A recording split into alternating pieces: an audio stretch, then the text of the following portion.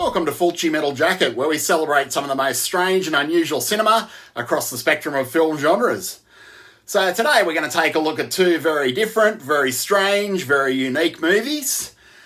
The Day After from 1984, most appropriately, at least the way the world's going right now, and also Wedlock from 1991, which is also kind of appropriate with the way the world is with this weird dystopian present.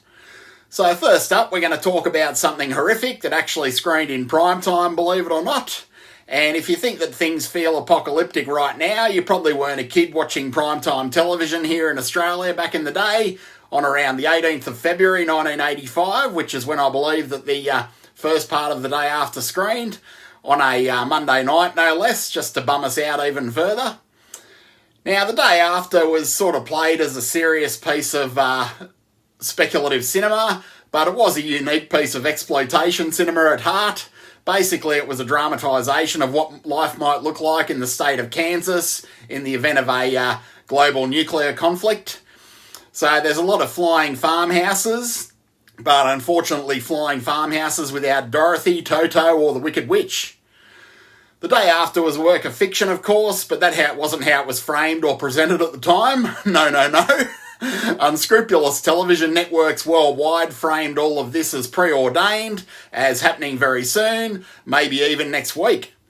So it was my generation's version of our parents being taught to hide beneath school desks with duck and cover.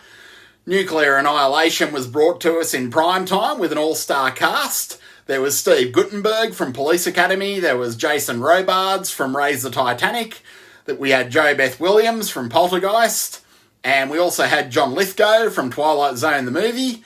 It was a star-studded cast for post-apocalyptic schlock on a TV movie budget.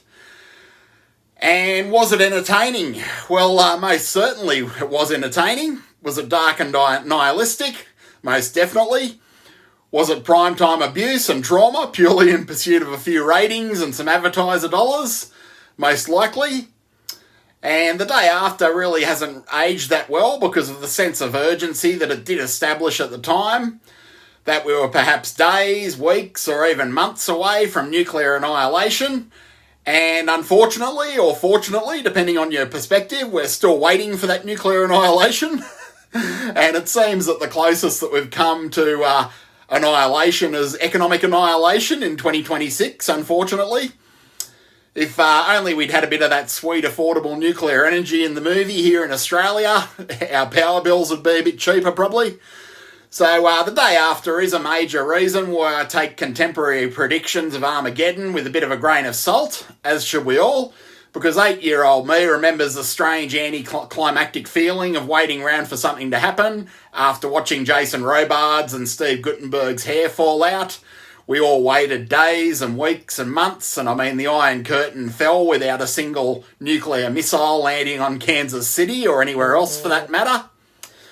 So yeah, that is The Day After, which gave us a bit of a nuclear premonition, but a premonition about 40 years ago, and something that hasn't come true as yet, touch wood. But it certainly did traumatise an entire generation, won the ratings for that week, and it is something that one of the darker pieces of nostalgia from 1980s television, in my opinion. So don't go anywhere, because I'll be back in a minute with our second feature, which is Rutger Hauer's Wedlock from 1991. Stay tuned. So our second feature tonight, our bonus feature tonight, is Wedlock from 1991, which is basically what you'd get if you were to take 5 minutes of The Running Man, the bit where Ben Richards is in the dystopian prison camp with the explosive dog collar around his neck, and then base an entire movie around that, starring Rutger Hauer, Joan Chen, and Mimi Rogers, who I believe is the ex-Mrs. Tom Cruise, for all you Mission Impossible fans. So this, my friends, is Wedlock from 1991, also known as Deadlock, and I'm undecided about which title is better, which title I prefer the most, to be honest. It was called Wedlock here in Australia, and the premise of this one is that Rutger Hauer from Blind Fury, his girlfriend Joan Chen from Salute of the Jugger, and James Remar from The Warriors are a criminal gang involved in a bit of a jewel heist. So Joan Chen and James Remar betray Rutger Hauer, and he winds up in this futuristic prison facility. I think I forgot to mention that this movie is set in a very dystopian future, but it is one that looks almost identical to the Los Angeles of 1991.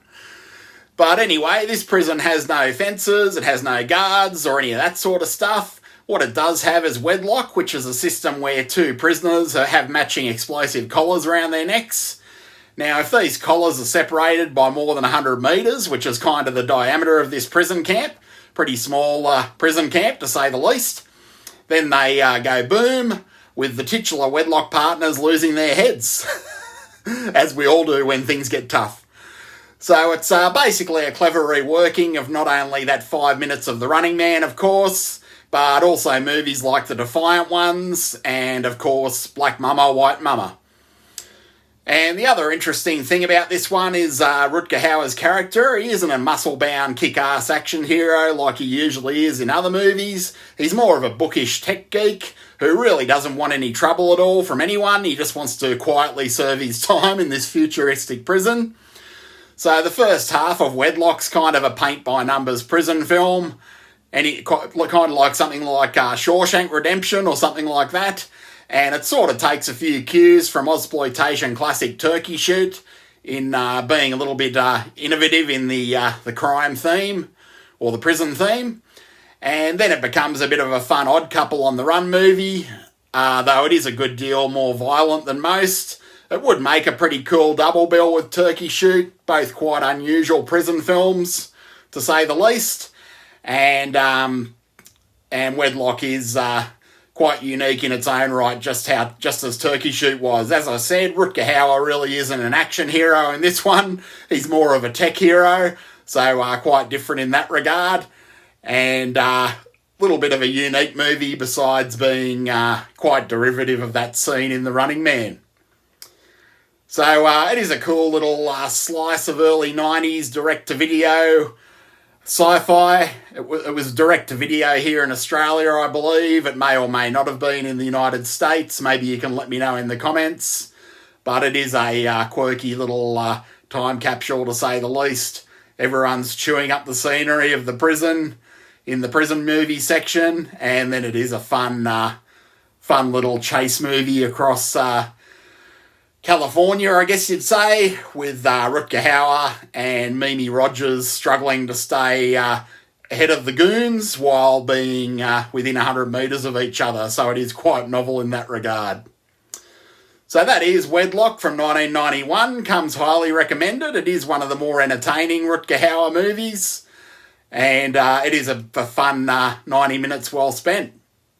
So I hope you've enjoyed this episode. You've enjoyed these reviews of The Day After, the schlocky exploitation nuclear annihilation movie, and Wedlock, the 1991 dystopian explosive head movie, which is certainly a lot more violent than a lot of futuristic dystopian movies.